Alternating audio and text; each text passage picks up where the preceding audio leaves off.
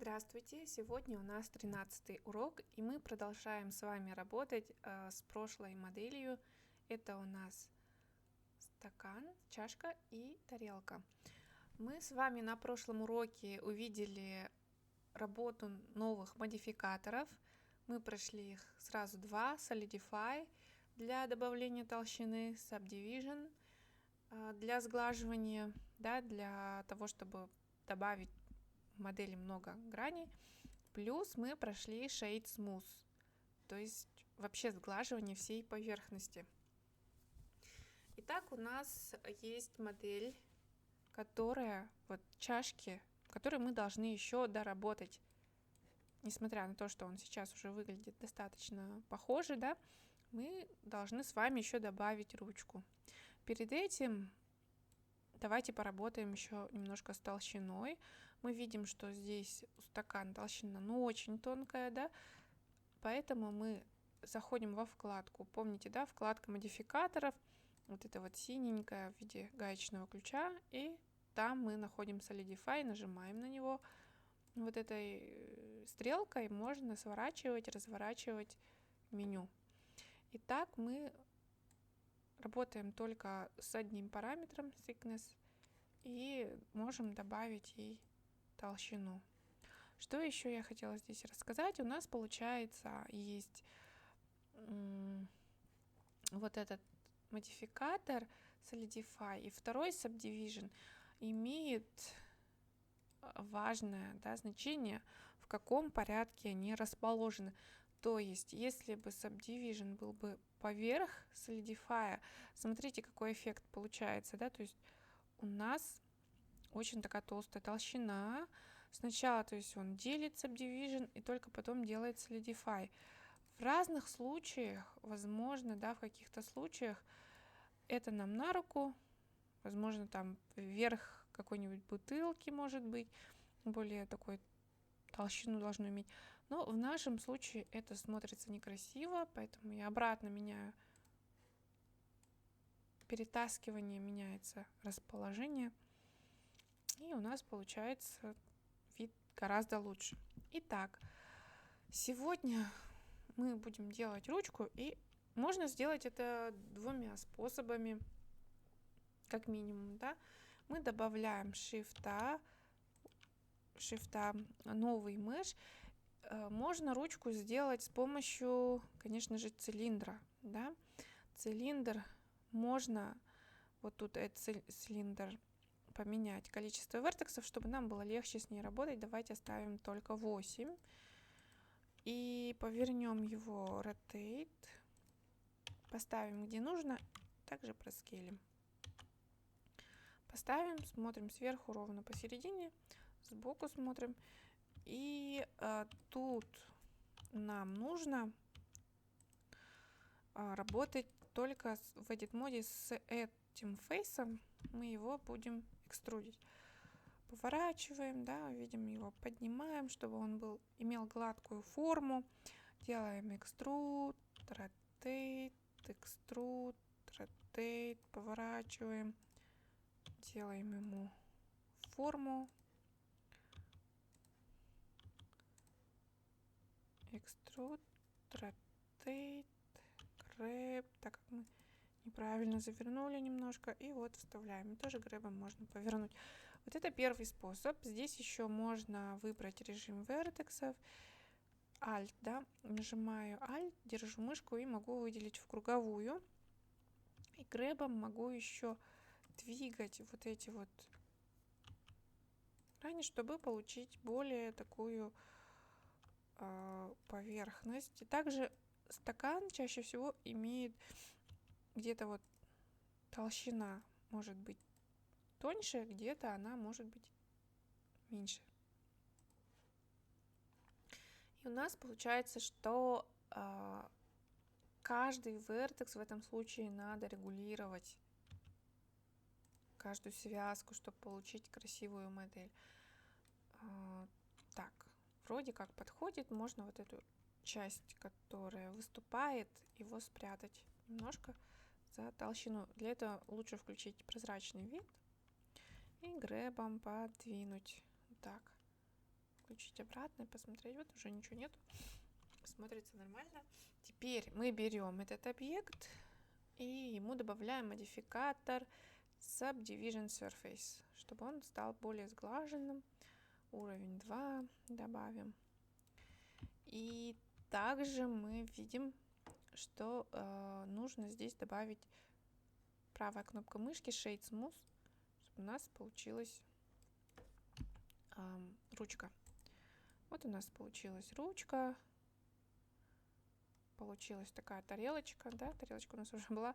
Ну, давайте посмотрим второй способ, как сделать такую же ручку, но более быстрым способом, на мой взгляд. Давайте вот эту ручку уберем и добавим сюда. Мы до этого всегда шрифта Mesh выбирали здесь вкладочку, да, и работали только вот с этими мешами.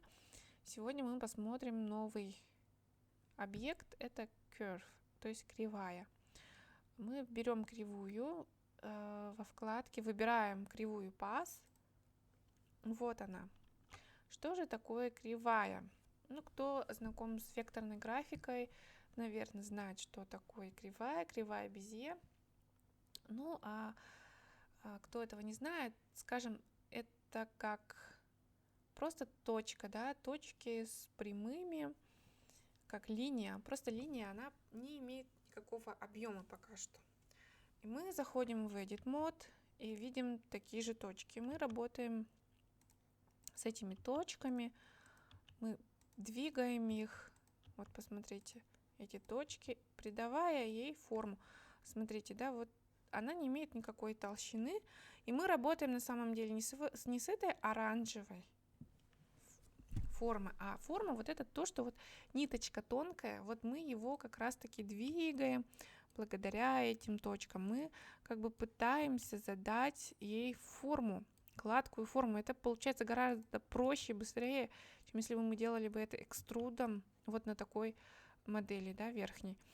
Теперь смотрите внимательно, если вы не работаете с видами камер и начинаете моделить стакан таким вот образом, то вы увидите, что если на виде камеры сверху, вы увидите, что объект, он получился абсолютно кривой. Давайте эту ручку подвинем. Абсолютно кривой, и так не работает, да, то есть будет некрасиво. Мы выбираем весь объект через кнопочку А, делаем в таком случае, выпрямляем вертексы в одну строчку, вот в нашем случае это по оси Y, да, не кривые по оси Y. Мы делаем Scale, нажимаем Scale Y, 0. И это возвращает объект в прямой вид. Смотрим со всех сторон. Теперь, уже работая с камерой справа, мы придаем ей нужную форму нам. Все.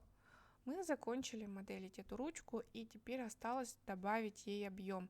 Для этого мы работаем с вкладкой кривой, вот, да, она выглядит как две точки и линия между ними.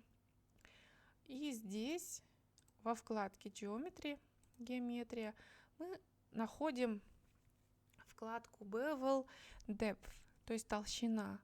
Мы добавляем ей толщину на свое усмотрение вот так. Да?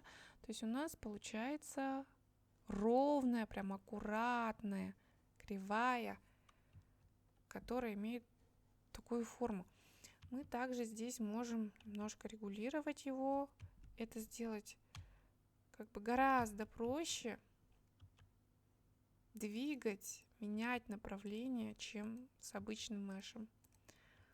Вот, смотрим, у нас получился такая ручка.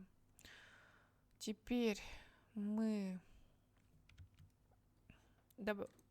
смотрим, не торчит ли у нас ничего, немножечко торчит.